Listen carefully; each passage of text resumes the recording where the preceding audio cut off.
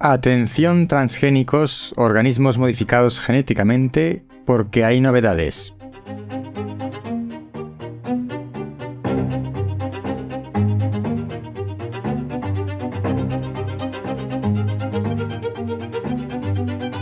La noticia que traía hoy es que los ancestros del café o el tomate han sobrevivido a la época de los dinosaurios, antes de llegar hasta nuestros días.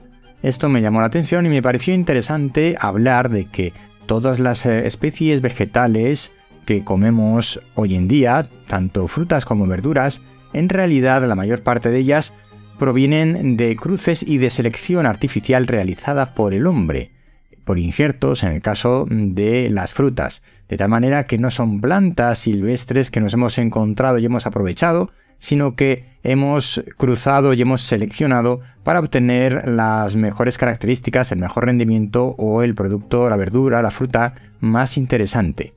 A continuación me encontré con la noticia de que los tribunales europeos han dicho que los organismos modificados genéticamente mediante mutagénesis in vitro no pueden ser considerados de la misma manera que hasta ahora los llamados organismos modificados genéticamente. Para entender esto, vamos por partes. Hasta ahora los organismos modificados genéticamente, fundamentalmente plantas para mejora de cultivos de alguna manera, se obtenían introduciendo un gen externo a esa planta dentro de la planta mediante una serie de vectores y de técnicas de biotecnología. Estas técnicas de modificación genética de plantas son muy controvertidas y generan una cierta polémica, y de hecho todas las asociaciones ecologistas están en contra de los organismos modificados genéticamente, porque dicen que puede ocasionar problemas de salud esta introducción de genes en plantas que son genes externos, incluso son genes de no solo de otras variedades de plantas, sino de animales o de bacterias.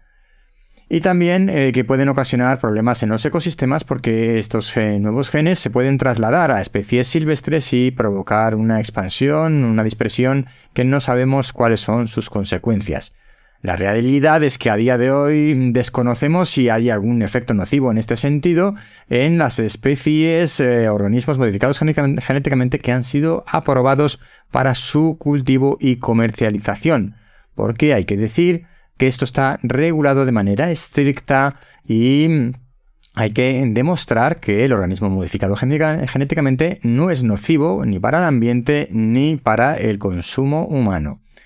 Según informa, por ejemplo, Greenpeace, ahora mismo solo se está cultivando maíz modificado genéticamente en España y Portugal, pero en el resto de Europa no se está cultivando ningún organismo modificado genéticamente. Entre otras cosas, porque están prohibidos en 17 países de Europa, a pesar de que la Unión Europea tiene aprobados más de 60 variedades de alimentos con productos con plantas modificadas genéticamente para el consumo humano o consumo de ganado, para piensos, etc. Es decir, que por un lado la Unión Europea, con el organismo regulador, ha decidido que hay 60 variedades de organismos modificados genéticamente que sí podemos consumir de una manera u otra, nosotros o nuestro ganado, etc. Por otro, hay variedades de organismos modificados genéticamente que está permitido cultivar. Solo he encontrado el maíz, aunque me da la sensación de que puede haber también otras como la soja y otras serie de alimentos que se pueden cultivar, pero la realidad es que solo se cultiva maíz. Y además esto se hace, parece ser, hasta ahora en Portugal y España, porque el resto de países básicamente lo han prohibido. ¿Qué ocurre ahora? Que ha aparecido la nueva técnica de edición genética CRISPR, que ya no supone la introducción de ningún gen externo ni de ningún gen de un animal dentro de una planta, sino que se trata de modificar el genoma de una planta de manera artificial, obviamente, pero mediante cortar y pegar su propio genoma, sin introducir un gen extraño, ni utilizar tampoco ningún tipo de vector para hacer esta introducción, que eso también es otro factor importante. No utilizamos ningún tipo de plásmido, ningún tipo de vector, de virus para hacer esta introducción de genes externos, sino que hacemos una adición química, para entendernos, de cortar y pegar el ADN de la propia planta. Pues bien, hasta hace unos años se votó en Europa que los organismos modificados genéticamente mediante tecnología CRISPR, esta edición genética, se consideraban igual que el resto. Y sin embargo, ahora los tribunales europeos han dicho que no, que esta edición genética in vitro no tiene nada que ver con la edición genética que se hacía hasta ahora, que era la introducción de genes nuevos externos en las plantas, y que por tanto tiene una consideración diferente y que no está sujeto a las mismas reglas.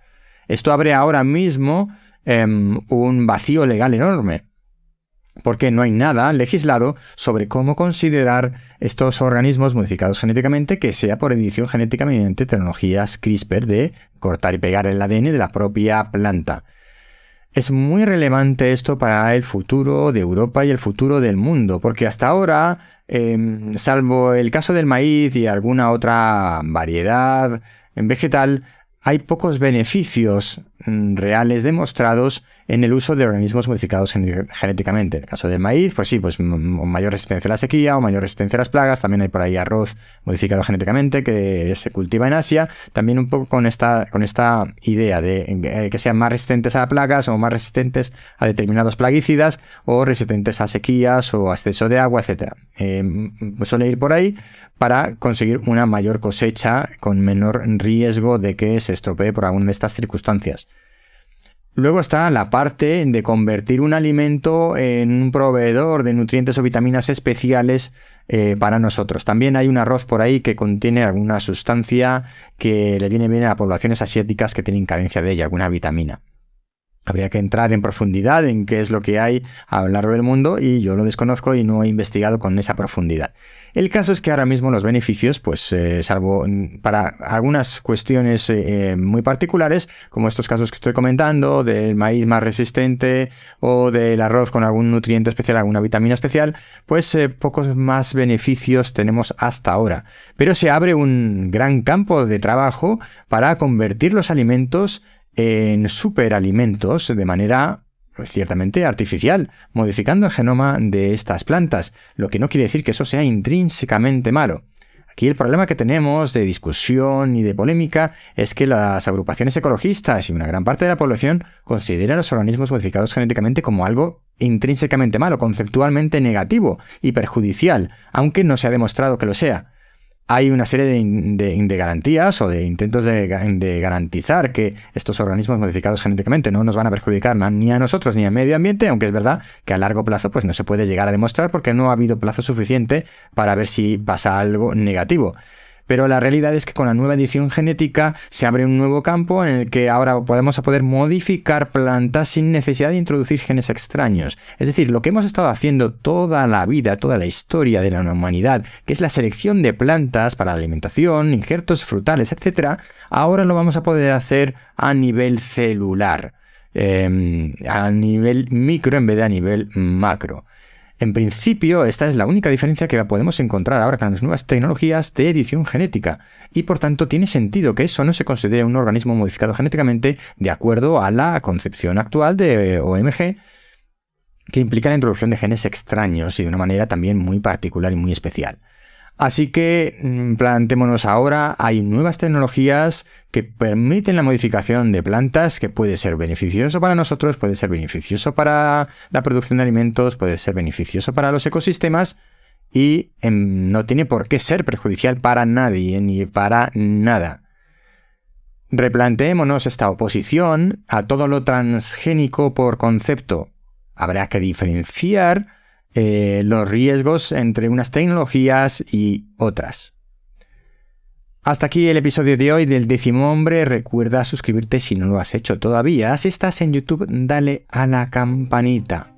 Y recuerda que el 10º Hombre forma parte de la red de podcast Podcastidae. Entra en podcastidae.com para ver el resto de podcasts de ciencia, naturaleza y tecnología que te hay disponibles. Nos vemos pronto.